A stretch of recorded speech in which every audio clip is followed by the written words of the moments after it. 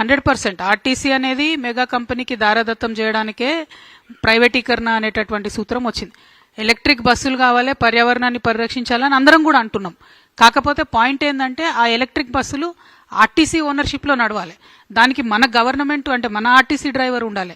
శిక్షణ విషయంలో కావచ్చు, క్రమశిక్షణ విషయంలో కావచ్చు, ఆర్టీసీ స్టాఫ్ ఉండే ట్రైనింగ్ వేరు ఉంటుంది, ప్రైవేట్గా తీసుకునే పిల్లల ట్రైనింగ్ వేరే ఉంటుంది. ఇప్పుడు ఆ ఎలక్ట్రిక్ బస్సులు పెట్టి అవుట్ సోర్సింగ్ పెట్టి కండక్టర్ డ్యూటీ కూడా డ్రైవరే చేసే పరిస్థితి వస్తున్నది. మామూలుగా యావరేజ్గా ఒక ఆర్టీసీ బస్సుకి 6 కార్మికులు బతుకుతారు. ఈ గవర్నమెంట్ వచ్చినాక ఏం చేసింది, ఆ రేషియోను 3కి తగ్గించింది. అంటే చాలా వేగంగా ప్రైవేటీకరణ వైపు వెళ్తున్నది. అది కరెక్ట్ కాదు, ఎవరికి కరెక్ట్ కాదు. అది రాష్ట్రానికి కరెక్ట్ కాదు, ఆర్టీసీకి కరెక్ట్ కాదు. పర్యావరణాన్ని సరిచేయాలనుకుంటే మన ఓనర్షిప్ అనేటటువంటిది ఎలక్ట్రిక్ బస్సులది గవర్నమెంట్ దగ్గర ఉండాలి. ఎందుకు అద్దెకు తీసుకుంటున్నారు? ఆ అద్దెకు ఉండే కండిషన్లు ఏంది, మళ్ళీ ఎప్పుడు ఇస్తారంటే అల్టిమేట్గా ప్రైవేట్ వ్యక్తులకు, ప్రైవేట్ సంస్థలకు లాభం చేస్తున్నారు అనేది క్లియర్గా తెలుస్తున్నది. Thank you.